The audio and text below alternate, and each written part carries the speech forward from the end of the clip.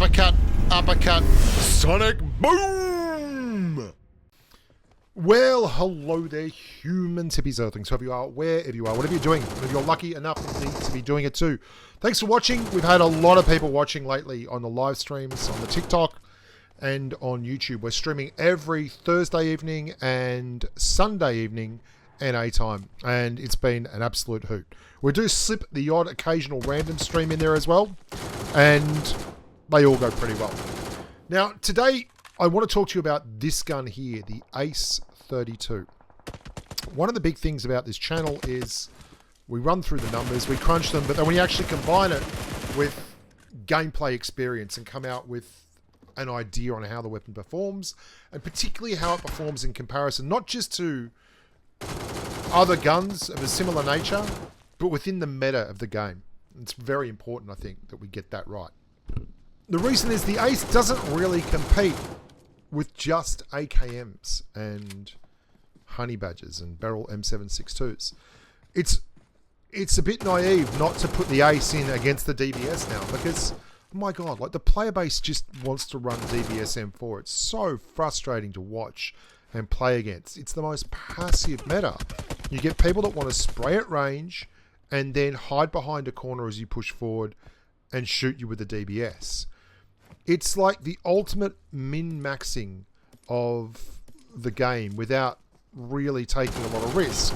And when you've got 4 people, what you do is you hold a compound or an apartment and you all have DBSs and M4s and you spray the shit out of cars that come past. So you can see, if you're a player and that's how you want to play, I mean, I don't like it, but more power to you if you do. Utilizing the resources of the game is a big part of what the game's about. Then you're not really going to want to run the Ace instead of an M416 because it can't do what the M416 does. The Ace has a very, very difficult recoil pattern for spraying at range, but it's not difficult for using a red dot in close. And in fact, I've found it to be really successful in hip fire. More so than the barrel, definitely more so than the AK. And I've done very well with the Ace. I've done really well with this gun whenever I run it. And I think people don't realize just how fast the Ace fires. And it's a bit of a blessing and a curse. The Ace has very high vertical recoil, right? That's its negative, its downfall. But it actually has excellent recoil recovery. What that means is the animation kick, when you press the button to fire a single round, the gun goes up quite high. That's the animation kick, the first initial boom up. Recoil recovery is when the gun then comes back down. And the further the gun comes back down to the reticle, that's better recoil recovery, right? So you're like, well, that's great. Does the Ace have good recoil recovery? It does. It comes back down. Awesome. But that's not good for spraying at range. The further a target is away, the smaller the target. And when you get a big animation kick, especially if it's on a gun that's got a really fast rate of fire like the Ace, and it does, it's 769 rounds a minute. The Graza is 779 rounds a minute. That is 2 nearly identical rates of fire. The only difference between the two is the Ace has a 45 base damage round and the Graza has 47.9. And where the Graza has very difficult recoil to control in terms of spraying, the Ace is actually just really, really vertical. So it's easier to use a red dot on and spray than with the Graza, but at the same time, it's not good. So you can't use it.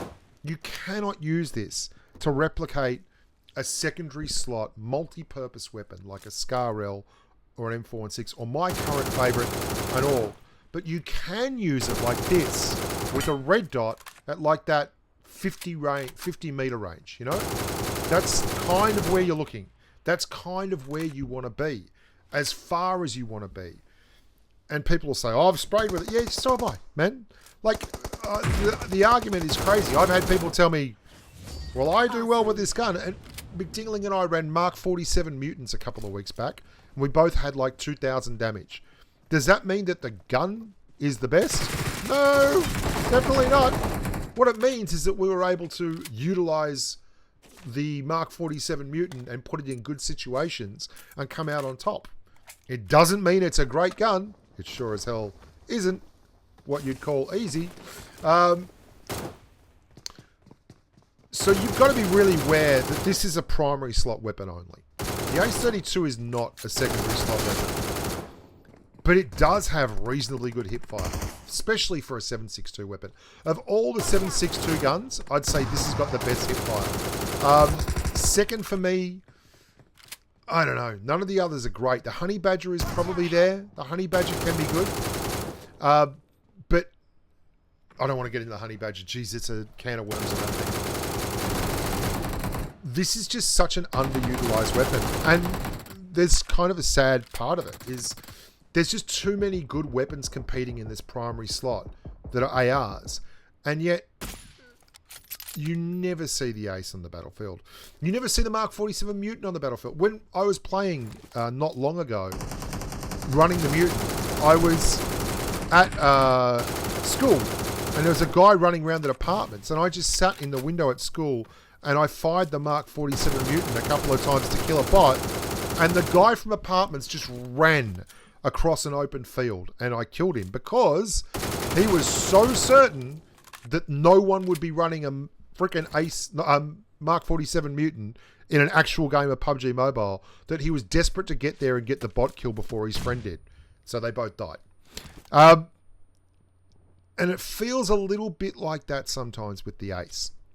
It's a wonderful gun that just doesn't get anywhere near enough credit because people min-max. People run the barrel. Not really. People run the AKM a bit more. People run the Honey Badger. Not really at all. People run the DBS. Yeah. Like, Jesus Christ, yeah. People will run 2 M416s. Like, it's... People are so freaking crazy with this stuff. Like, they believe that the M416 is the best weapon because they see sprays, and they use it as a primary slot weapon when it's... Like, if you have someone coming up against you running an Ace-32 and you're an M4 and you're in a very close CQC matchup, I'd back the Ace-32. So is it a good gun? Yes, it categorically is a good gun. Would I run this before a crate weapon comes in over an AK? I personally love the AK. I think it's better. I think it's better because it has some crazy stuff going. Oh, this guy, seriously.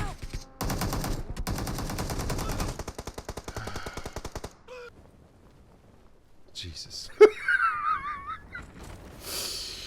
Would I run it instead of an AK? It'd be a tough sell. But you could make it. You could absolutely make that argument to me, and I believe it. Because it is nice in hip fire, and it's got excellent ADS in CQC, and it hits like a truck.